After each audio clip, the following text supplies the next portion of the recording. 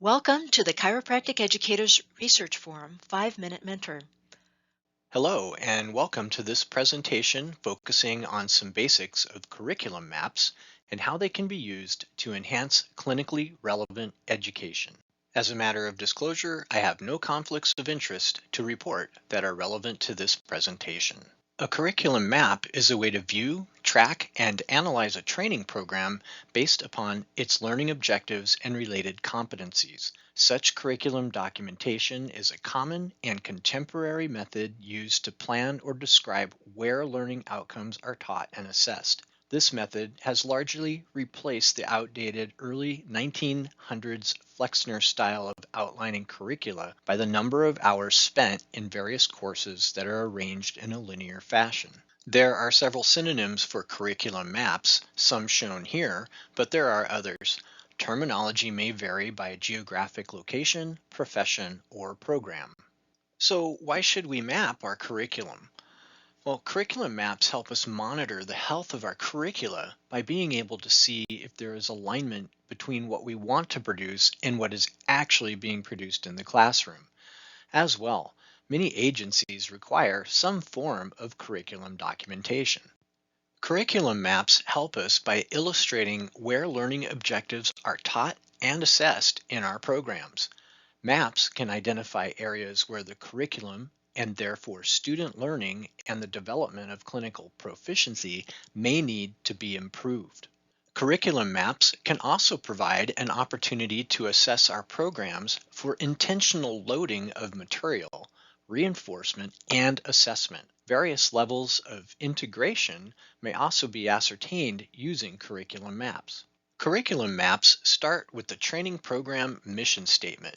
The mission statement dictates the resulting program objectives developed by the training program personnel. These program objectives then govern the curriculum. Program objectives drive content, they drive course learning objectives, and shape the development of learner competencies. The desired competencies then influence our instructional approaches. The desired competencies also help curriculum designers determine the level of competence desired in various areas and how those competencies will be assessed. Evaluation of this whole process may then be used to determine if the program is fulfilling its mission and afford opportunities for improvement. Let's talk about how to get started with creating a curriculum map for a training program intended to create competent chiropractic clinicians.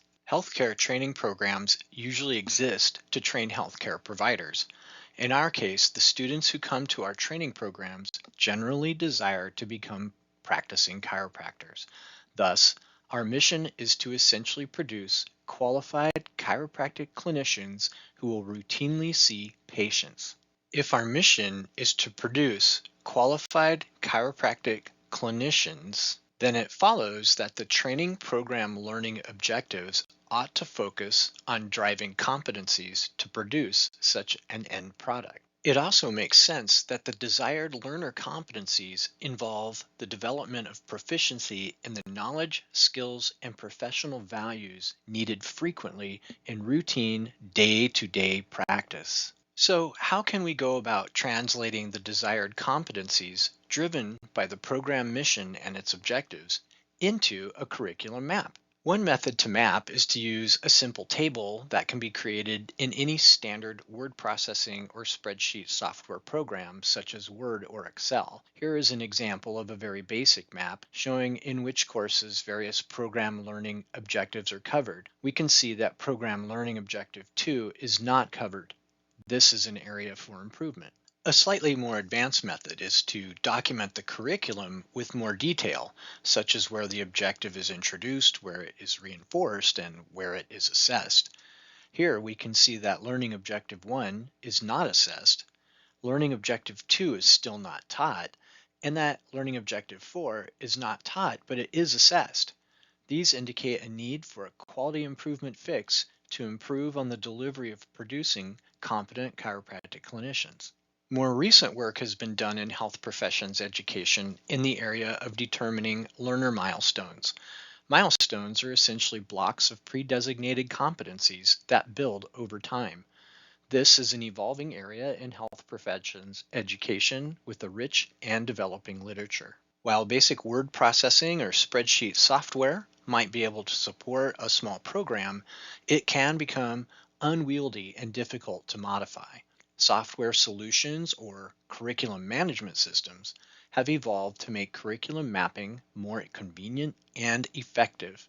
These systems help to align program objectives, competencies, assessment, and accreditation standards. They also make it easier to identify gaps and redundancies in the curriculum. Most curriculum management systems consist of four essential functions. They provide helpful graphs and tables, allow us to analyze the curriculum and its components, tie performance to outcomes, and should have functionality to adapt to our curriculum planning needs. There are many curriculum management software systems available on the market that are designed for health professions education. Some even have chiropractic specific adaptations. Here are a few examples of systems available in the industry. The AAMC Technical User Guide is a phenomenal resource for selecting a system. It provides a very helpful list of 11 curriculum management systems as well as pros and cons of each. In summary, it is important to acknowledge that curriculum documentation, or mapping, is an important way to analyze the ever-changing health of our curricula. They are rooted in our training program's mission statement and help us train the kinds of practicing chiropractors that we desire to serve in our communities. There are various ways to perform mapping, from simple office software to off-the-shelf curriculum management systems. Most importantly, curriculum mapping helps us to focus on what future chiropractic clinicians need to be able to know and do on a routine basis. For further resources and a bibliography of helpful references and websites, please see the supplemental file that accompanies this program.